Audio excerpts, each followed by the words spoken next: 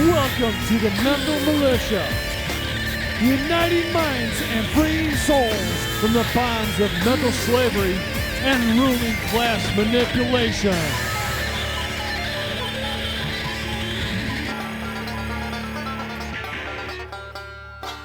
I'm learning shit too going through this. I mean, there's always something new to learn. Like I said before, you know, a lot of guys like David Straight and Chris Hauser and Anna Von Reitz and all these guys. There's another guy named Patrick Devine. I don't know a lot about him, but there's that guy. There's a bunch of guys, and they've all been doing this, you know, way, way longer than I have. I'm kind of the new guy on the block, to be honest with you. I just ask a lot of questions, and I clear up a lot of definitions, and I just dig hard and fast and ask a lot of questions. And I'm trying to learn from every single direction. And all of Chris Hauser's videos, including reading many, many documents that he's submitted, breaking them all down, getting all the definitions, buying documents from James C. Lovett, watching all of his YouTube videos, getting all of his documents, reading through all of his documents, and clearing up all the dictionary words. So here's you. Let's regroup. Man or woman, this is you. Now at this point, where are we at on our contracts? If you aren't married, then you don't have to worry about the marriage one. And when I say married, is you have to have a marriage license. We're going to get into this later in a later video about marriage, but you can go to Alabama, and Alabama does not offer marriage licenses. They only offer marriage certificates. So you can get married in Alabama without having to worry about getting contracted into all the bullshit. So which ones have we wiped out pretty heavily? We've wiped out this one pretty heavily. We've wiped out this one pretty heavily. Public versus private commerce. This is involving opening a trust, a pure contract trust. This one we're going to get to way later. So here's all the contracts. Let's say you're not married. Driver's license, we're going to cover that one now, including some other stuff. Permits or licenses. The passport's going to kill a lot of those. You can just get rid of them or you can change them. So we're starting to kill some contracts here, man. So on the driver's license, you're going to put CO on the address. You're going to do no for the question that asks you U.S. citizen. And then you're going to sign human signature with using either agent or beneficiary as the title. You are an agent for the trust, signing on behalf of the trust, and the trust needs the driver's license. When you sign for the driver's license, you're going to sign Brandon Joe Williams, agent. And most importantly, you're going to sign without prejudice. So go to the DMV. They're going to charge you, $20 or $35 or something like that. Tell them you want to update your address. You want to update your signature on file. You want to update your citizenship status. You want to basically go through the whole thing and get a new driver's license. I don't think it'll be a problem. I had no issue. It was like $35, and I'm sure California is twice as expensive as everybody else. So $20, $30. You're going to go in. You're going to say no to U.S. citizen. Any questions at all that ask you anything about being a citizen of anything, just say no. State of Utah, just say no. Now, if it asks you, you have to be a state of Utah, and then you push no, and then it says, we're sorry, we can't give you a driver's license unless you're, then in that case, you can put yes, because you don't have a choice. But if you have a choice, say no. For sure on U.S. citizen, you're going to say no. You're going to use care of on the address.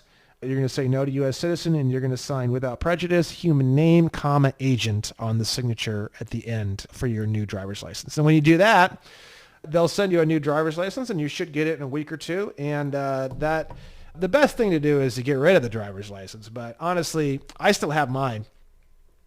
You just don't use it. You don't even carry it on you. You just carry your passport on you at all times, your passport card.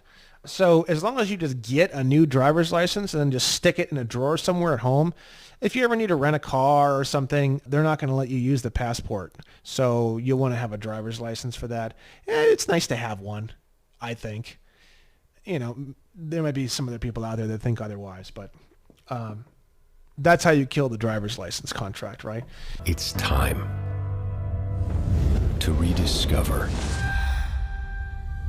We can live, we can love, we can hope, we can rise, we can be more, your hope, We can dream, we can fly, we can change, we can ride, we can be more, your purpose, We can live, we can love, we can hope, we can rise, we can be more, your passion, We can dream, we can fly, we can change, we can ride, we can be more, your potential. Take your name, show your mind. Raise your head, raise it high. Don't look back, reach inside. There is more to this life. You, Hope, rise, be more,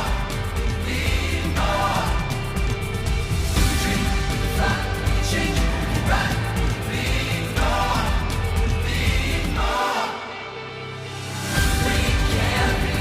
because no matter what we may face,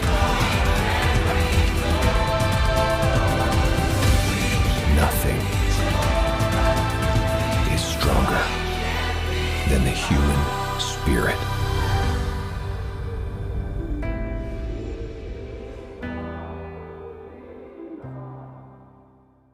If you do want to still get insurance, you will need to get insurance under your driver's license. The only other option that you can get insurance is Progressive has a passport insurance. It's an international traveler's insurance.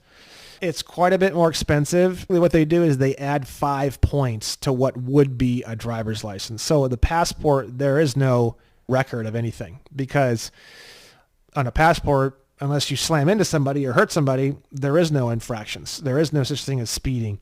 You can blow stop signs. You can drive drunk. You can drive stoned. You can do whatever you want, and you cannot be prosecuted or get any tickets. I mean, obviously, you shouldn't do that because that's kind of fucking dumb, and you could hurt somebody. But as long as you don't hurt anybody, you can't get any tickets. So there's no record on a passport because you can't get tickets with a passport really. Once you clean up your driver's license, once you have your passport, you can go get insurance if you want to from Progressive. They add 5 points. So let's say you've already got a whole bunch of points or you got a DUI or something like that. Once you get your passport, you can get insurance through Progressive with your passport. It's going to be expensive. I think my car is $200 a month if I use the driver's license, and it's like $600 a month if I use the passport. So, but that's because I have like the cleanest record ever. And for the kind of car I have, you'd think I wouldn't because it's like insane, like 800 horsepower monster. But for whatever reason, I just never get in any trouble at all, ever. And now I can't physically because I have my passport. So it's up to you what you want to do. But if you've already got 5 or 6 or 7 points or you already lost your license, you'll have no choice but to just do the passport insurance. And it's like $600 a month for a really nice car. Anyways, let's move on. We just went over driver's license. We just went over all that stuff. So all licenses, all registration, all permits are all unconstitutional, and they actually deepen your relationship with their statutes via tacit consent. Once you get your new passport and everything, you can now start to eliminate or change your driver's license. Technically, you could go get a new driver's license before you do your passport, but I wouldn't. I would just do the passport first. If you're real antsy and you're waiting for a passport appointment at a post office and you want to go do your driver's license, go for it. CO, human signature as an agent and without prejudice, and no to U.S. citizen. You don't need to have your passport or your revocation of election done to do that. You can do that now. We already went over the definition of a license. Your God-given rights are only not allowable when you tacitly agree to be a trust in your all caps name. Trusts don't have rights. And licenses are for trusts. Look at your driver's license, even your passport. Look at any other license you may have, such as a concealed carry permit, and you will see on all of those licenses and permits that your name is in all capital letters, because the permit or the license is not for you as a human being, as a man, as a woman. It's for the trust. The trust is a U.S. citizen. The trust is located in Puerto Rico. The trust has no rights, and you are acting as though you are the trust. To register, by definition, means to beg for approval or to beg for a benefit and puts you under the entity you are begging, which places you in their jurisdiction. You know, when you beg for something from somebody, you're automatically assuming that they're senior to you and they have jurisdiction over you. It doesn't matter what it is. It could be a parent. It could be anybody. That's just actions that prove situation. Just because you're not signing documentation to it, behavior is the best way to nail down someone's intentions or someone's thoughts or the way that someone, you know, you're acting a certain way in a court of law. They're going to show that he's acting this way. That's proof that you believe these things, that you believe you have no rights. It shows low self-esteem. It shows low self-trust. It shows low intelligence. It shows a lot of things.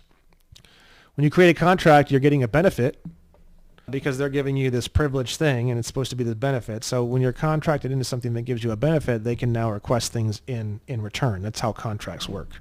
That's how they get you. You know, if you just contract with us, then now that they're contracted, they can do other things to you, right? Once they give you a benefit, they can now flip around and request a benefit back. That's kind of why you hear the term, nothing's ever really free, right? There's some truth in that. You're getting a false benefit in exchange for now having to give something back in real value. And then also the act acts as tacit consent to not being human in the eyes of the law because it's not you that has the license, it's the trust. Humans don't need licenses, only trust do. How can anyone but God give you rights? How can the people you pay to run your country sell and give you rights? You apply for rights from agencies you pay to have there. Does that seem correct to you? Are you granting the power of God to your government? Only God has the power to grant rights or take them away. These people believe they are God, and we allow this to happen. One of the definitions of registration is to prepare security for sale to the public. All these licenses and permits are actually turned into securities and bought and sold on private markets. It's all a scam for private corporations pretending to be government to make money. The government you thought has existed your whole life doesn't exist at all. They want your money and they want jurisdiction over you. And the way that they get it is through registration, licenses, permits, and also the U.S. citizen thing, obviously, right? And then here we have some case law from W.W. Cargill Company versus State of Minnesota. Looks like it's from 1901. The acceptance of a license in whatever form will not impose upon the licensee an obligation to respect or to comply with any provision of the statute or with the regulations prescribed that are repugnant to the Constitution of the United States. That means, like, even if you take on a license, it still doesn't mean that anything within that contract has any real seniority over the Constitution. You still have all your constitutional rights regardless of what you're doing with your licenses. It doesn't matter. What they're trying to say in that quote is, you know, you have the right to contract in any way that you want, even if it's fucking stupid and you're a fucking retard. But if you do stupid things, it doesn't mitigate the big boy, the big daddy, the Constitution of the United States. Your ability to contract as you see fit, as stupid as it might be, is senior to anything else. But you can't contract away your human rights even if you tried, even if you wanted to, is basically what they're saying in this quote. I think that's it. I think that's all I wanted to go over for number 12. Let's keep this one a little short. We'll give you a little breather after that passport video. All right. See ya on video 13.